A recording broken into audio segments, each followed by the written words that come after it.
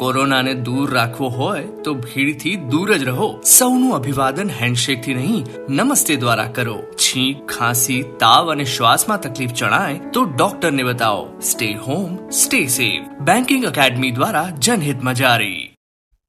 Hello नमस्कार, मैं संदीप चौधरी आप सभी लोगों का study with banking academy YouTube channel पे हार्दिक अभिनंदन करता हूं. जी हाँ, जैसा कि आप लोगों के सामने एक स्लाइड आई होगी और स्लाइड पे आपने देखा होगा किसी और की फ़ोटो थी, लेकिन आपके सामने मैं आ गया तो आपको लगा होगा कि ये क्या हुआ, फ़ोटो किसी और की और आ कोई और रहा है. नाम भी वहाँ पे लिखा होगा कि स्पेशल सेशन जो इंग्लिश का है वो कौन रखने जा रहे हैं, हमारे अभय सर. तो वीडियो कॉन्फ्रेंसिंग के थ्रू अभय सर हमारे साथ जुड़ने वाले हैं.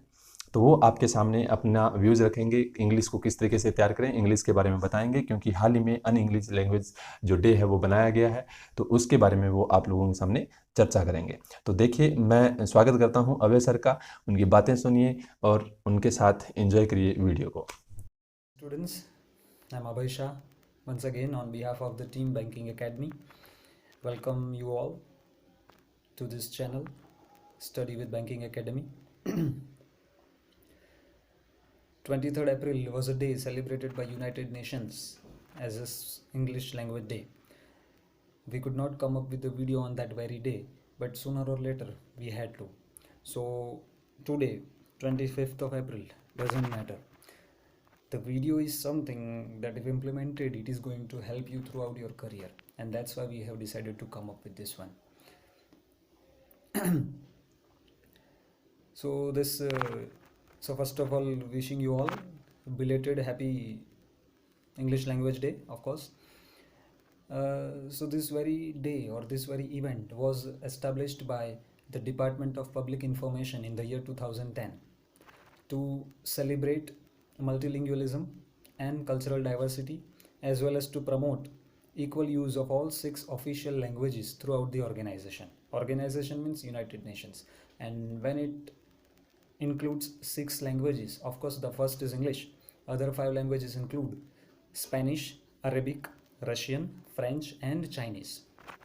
So right now for us the concern is this English language, and also I think this is the right moment for all of us to think upon this very language stuff. And before going into the very detail, I would like to just add something, especially for our students. Of course this video has been made especially for you students, but in general it is of use, or it is going to be of use to all those who want to learn English, who want to go for bank exams, who want to go for insurance exams, who want to go for GPSC exams, because there also it has a role to play, that is English language. So why not to think upon this? And there are some statistical analysis which will help us to go through the same concept. So I would like to take you to those analytical points. First, out of the world population, approximately 7.5 billion inhabitants, 1.5 billion speak English. That is 20% of the Earth's population. Of course, not all those are native English speakers. Only 375 million are native English speakers. So others are those who have learned this language later on, or who have learned this language later on. That does mean we have a hope. At the same time, when this language is becoming one of the international languages, of course it has become, but it is still booming. There are other languages in the queue. So if we talk of Asia, that was a global analysis, and at the same time there is one more analysis being added, and the analysis is like this, that apart from being spoken worldwide, that is English language, it is the most studied foreign language, followed by French at the second number, which again highlights the importance of this language globally as well. And if we go into the details, then if we talk of Asia, then Asia has relatively few native English speakers, but still a large number of people speak English language as their foreign language or second language. And for Asia, it is not possible to give or pinpoint a specific number or even a percentage, as Asia such an enormous and diverse continent. All we can say, however, is that India has the most English speakers, that is 125 million, followed by Pakistan 94 million, and then the Philippines 90 million, and then the list goes on. So whatever was discussed somewhere takes us to the very importance of this language. And for the sake of the GPSC students, I would like to again add the same details or give the details in Hindi as well. वो ये कि analysis ये कहता है कि 750 करोड़ लोगों की जो मतलब पॉपुलेशन है पूरे विश्व में, उसमें से 150 करोड़ लोग हैं जो इंग्लिश बोलते हैं। दूसरा, ये 150 करोड़ में से 37.5 करोड़ लोग ही ऐसे हैं जो नेटिव स्पीकर्स हैं। नेटिव स्पीकर्स का मतलब होता है जिनको बचपन से ही इंग्लिश लैंग्वेज में कम्युनिकेशन, इंस्ट्रक्शन ये सब चालू हो गया था। 112.5 करोड़ लोग तो आज भी ऐसे हैं जिन्होंने बाद में इंग्लिश को सीखा है। तो जब मैं आपसे ये बात कर रहा हूँ, स्पेशली और स्टूडेंट्स, तो आप में से बहुत सारे जो गुजराती मीडियम से बिलोंग करते हैं, हिंदी मीडियम से बिलोंग करते हैं, इंग्लिश मीडियम से बिलोंग करते भी हो, फिर भी घर का जो माहौल है वो तो गुजराती है, हिंदी है, तो नेटिव स्पीकर्स की डेफिनेशन में हम आएंगे कि नहीं, वो एक डाउट है। दैट डज मीन 112 करोड़ लोगों के लिस्ट में तो हम भी आते हैं, मतलब अगर लैंग्वेज को सीख गए तो दूसरा एनालिसिस उसमें ये भी ऐड किया कि पूरे विश्व में जो लैंग्वेज फॉरेन लैंग्वेज की तरह या वैसे भी सबसे ज़्यादा फॉरेन लैंग्वेज की तरह अगर पढ़ी जाती हो तो वो भी इंग्लिश है पूरे विश्व में, और दूसरे नंबर पे आती है फ्रेंच। इसका ये मतलब है कि आज हमें इंग्लिश का फोबिया है, आज से कुछ सालों के बाद अगर फ्रेंच का फोबिया हो तो उसमें कोई सरप्राइज़ नहीं है, क्योंकि एवरी 10 ईयर्स 15 ईयर्स जितना ग्लोबलाइज्ड नेशन एक विलेज बनता जाएगा और हम एक दूसरे के नज़दीक आते जाएंगे, वैसे नई नई लैंग्वेज का इंपॉर्टेंस बहुत ही बढ़ता जाएगा, right. And being a banker और बीइंग एन इंश्योरेंस एस्पायरेंट, अगर हम आगे इस फील्ड में जाना चाहते हैं तो ये हर फील्ड में ग्लोबल इफेक्ट हमारे ऊपर आने ही वाली है। और बैंक भी आज इस बात का ध्यान रखती है कि हर शहर में हर ब्रांच पे ऐसे एम्प्लॉयज़ हो जिनका इंग्लिश में भी एक लेवल का कमांड हो। ऑन पेपर वो बताते नहीं हैं, बट कहीं ना कहीं वो इस बात के ऊपर भी फोकस किए हुए होते हैं, बिकॉज उनके ट्रांजैक्शन, उनके बिजनेस को इससे इम्पेक्ट होती ही होगी।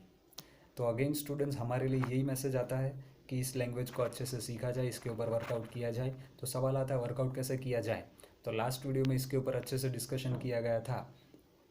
And again I would like to add a bit point and then आगे बढ़ूँगा। वो ये कि इस वीडियो में जो भी इंफॉर्मेशन दी जाती है वो बहुत सारे स्टूडेंट्स को हेल्पफुल हुई है और होने वाली भी है। तो इसको लाइक कीजिए, कमेंट कीजिए, ताकि हमें भी पता चले कि आप क्या सोचते हो वीडियो के बारे में, तो हम इसके ऊपर थोड़ा इम्प्रूवमेंट कर सकें। And study with banking academy channel आप देख सकते हो, पेंडेमिक के समय में सबसे ज़्यादा एक्टिव चैनलों में से एक चैनल है, खास करके करंट अफेयर्स को लेकर, जो संदीप सर बहुत अच्छे से इंट्रोड्यूस करके एक नया इनिशिएटिव भी उन्होंने चालू किया है। डेली बेसिस पे करंट अफेयर्स सब पढ़ाया जाएगा, तो वो एक अच्छी बात है, जिसके साथ अगर हम जुड़े रहे तो करंट अफेयर्स के बहाने इंग्लिश या इंग्लिश के बहाने करंट अफेयर्स, दोनों की पढ़ाई एक साथ की जा सकती है। At the same time to add one more point, वो ये कि अगर हम एक एग्जांपल से सीखें, लास्ट वीडियो में मैंने ये बताया था, हमारी टीम का भी उसमें सजेशन था ही कि नॉवेल पढ़ना और ये सब चीज़ों से आप इंग्लिश इंप्रूव कर सकते हो। उसका मैं एक छोटा सा एग्जांपल ले सकता हूँ जिससे आपको ये बात और अच्छे से क्लियर हो जाएगी। वो ये कि अभी कोरोना पेंडेमिक ये सब का जो हम सामना कर रहे हैं, तो उस दौरान हमने कोई वॉकेब सीखने की कोशिश तो नहीं की, फिर भी बहुत सारी वॉकेब्स है जो हमें आने लग गई है। फॉर एग्जांपल अगर मैं थोड़ी वॉकेब्स कॉइन करूँ तो आपको पता चलेगा, सबसे पहले शुरुआत हुई थी वो था कोरोना वायरस, फिर धीरे धीरे पता चला अच्छा वो कोविड-19 कहलाता है, फिर धीरे धीरे पता चला अच्छा ये वायरस ह्यूमन ड्रॉपलेट्स, तो ड्रॉपलेट एक नया वर्ड मिला। शुरुआत में ये एपिडेमिक था, धीरे धीरे पूरे विश्व में फैल गया, तो उसका बहुत ज़्यादा आउटब्रेक हुआ, तो एक नया वर्ड मिला आउटब्रेक, और होते होते वो आज पेंडेमिक बन चुका है, पूरा विश्व उसकी ग्रिप में आ चुका है। और तब सोशल डिस्टेंसिंग एक और नया एक वर्ड मिला जो आप सबको अच्छे से पता ही है। और फिर क्वारंटाइन या क्वारंटीन जिसे कहते हैं, वो क्या है वो हमें बहुत अच्छे से पता है, जिसके लिए हमें कोई डिक्शनरी की ज़रूरत नहीं है। सामने अगर PPE की बात करें तो पर्सनल प्रोटेक्टिव इक्विपमेंट्स, और सामने बात करें PCR टेस्ट, तो वो भी हमें कुछ हद तक पता है। उसी के सामने बात करें तो शुरुआत में ये डिजीज़ जब आया था या वायरस जब आया था, तो वो सिम्टोमेटिक था, मतलब लक्षणात्मक था, लेकिन आगे जाके असिम्टोमेटिक या एसिम्टोमेटिक बन गया, जिसमें उसके लक्षण नहीं दिखेंगे फिर भी कोरोना वायरस हो सकता है। और आगे जाके अगर बात करें तो सेल्फ आइसोलेशन, ऐसे और बहुत सारे वॉकेब है जो मैं आपके सामने अभी बोल गया, और बहुत सारे वॉकेब है जो आप मेरे बिना बोले भी आप जानते हो। दैट डज मीन कि ये सारे वॉकेब हम सीखने नहीं गए थे, पर हमारे आजू बाजू होने वाली घटनाओं ने हमें सिखा दिए थे। अब अगर कोई स्टूडेंट नॉवेल्स पढ़ता है, बुक्स पढ़ता है, तो उसमें भी एक स्टोरी के बहाने उसके आजू बाजू एक माहौल क्रिएट होता ही है, उसके माइंड में तो होता ही है। उस बहाने बहुत सारे वॉकेब्स वो सीख भी लेता है, जिसको रट्टा नहीं मारना पड़ता है, फिर भी उसे वो याद रहता है। तो ये कोविड-19 में से कितने वॉकेब मिले? ऐसे और कितने नए वॉकेब थे जो मुझे पता है लेकिन मैं बोला नहीं हूँ? आप उनको चेक करो, कमेंट बॉक्स में लिखो, तो हमें भी पता चले कि यस, कोविड-19 के समय आपने इतना नया ग्रास्प किया। तो ये एक छोटा सा एग्जांपल मैंने आपको दिया कोविड-19 से रिलेटेड, जिससे बहुत सारे वॉकेब्स हमें मिले थे। ऐसे अगर बहुत सारे स्टूडेंट्स हैं जो इसमें इंटरेस्ट दिखाते हैं, तो ये लॉकडाउन उनके लिए गोल्डन अपॉर्चुनिटी भी साबित हो सकता है। And in the end again I would like to wish you a very happy, of course belated, United Nations English language day. And इस लॉकडाउन के समय में जब हम थोड़ा नेगेटिव माहौल में होते हैं, नेगेटिव विचार आते हैं, तो कहीं ना कहीं एकेडमी का भी एफर्ट रहता है कि आपको एक मोटिवेशनल सपोर्ट दिया जाए, चाहे वो संदीप सर देते हैं, कभी कोई और फैकल्टी कल्पेश सर देते हैं, या कभी मैं भी उसमें इंक्लूड होता हूँ, तो या कभी हमारी टीम है जो शायद आपके सामने ना आई हो, लेकिन उनके भी कुछ मैसेज है जो हम आपको पहुँचाते हैं। तो सबका एक सोचना है, और उसको एक मोटिवेशनल बात में इस तरह से रखा जा सकता है, ये आपके लिए काम की भी होगी बात, वो ये कि हमारी मंजिल तो है बैंक या ये सब, तो इंश्योरेंस या जीपीएससी, तो निगाहों में मंजिल थी, गिरे और गिरकर संभलते रहे। निगाहों में मंजिल थी, गिरे और गिरकर संभलते रहे। हवाओं ने तो बहुत कोशिश की, मगर चिराग आंधियों में भी जलते रहे। बस, तो ये जो आपका जुनून है, जुनून रूपी जो चिराग है, वो आगे के जितने भी दिन बाकी है लॉकडाउन में उस समय तक बना रहे, और जब शेड्यूल रिज्यूम होगा तब एकेडमी और एक्सेलरेट करेगी आपकी प्रिपरेशन को कराने के लिए, ताकि जो समय का हमारा लॉस हुआ है उसको कवर करके और अच्छे से प्रिपरेशन किया जाए, और इसी साल हमारा सिलेक्शन भी लिया जाए। Once again thank you so much on behalf of the team banking academy, thank you. जैसा कि आपको अभय सर ने पूरा बताया इंग्लिश के बारे में, आपको ज्ञान दिया, बहुत भरपूर बातें बताई उन्होंने, और उसके साथ साथ में इंग्लिश में बात भी कर रहे थे आप लोगों के साथ, और साथ में हिंदी में भी बता रहे थे। तो वैसे बेसिकली अगर मैं बात करूं, मैं तो आप लोगों के सामने हिंदी बोलता हूं। हाँ, उनकी बातें काफ़ी अच्छी थी, और उन्होंने इंग्लिश के बारे में पूरा आपको डिस्क्राइब किया कि किस तरीके से हम लोगों ने तैयारी करनी है, किस तरीके से जो डे बनाया गया था अभी हाल फिलहाल, वो कैसे, कौन कौन सी लैंग्वेज थी, 6 लैंग्वेज उन्होंने शायद टोटल बताया जैसा मैंने सुना। तो जैसा कि उन्होंने बताया उस गाइडेंस के अनुसार चलते, और सबसे बड़ी चीज़ उन्होंने एक जो शायर सुनाया दिल को छू गया। तो वो मैं आपको कहना चाहूँगा कि जैसा उन्होंने कहा कि हम 2 या 3 लोग आप लोगों के सामने वीडियो में दिखते होते हैं, लेकिन पूरी बैंकिंग एकेडमी टीम हमें गाइड करती है, और हम लोगों को जो वो चीज़ बोलते हैं वो उनके वाक्यांश में हम लोग आप लोगों तक पहुंचाने का कार्य करते हैं। तो आप लोगों को अभय सर की बातें अच्छी लगी होगी, तो थैंक यू सो मच पहले तो अभय सर को, और फिर आप लोगों को कि आप लोग हमारे साथ बने रहे और आपने उनकी विचार सुने। धन्यवाद। आपको ये वीडियो पसंद आया तो इसको लाइक करें और कमेंट ज़रूर करें, और साथ साथ में मैं आपको कहूँगा कि इसको चैनल को सब्सक्राइब करें और बेल आइकन पर ज़रूर क्लिक करें। Thank you so much.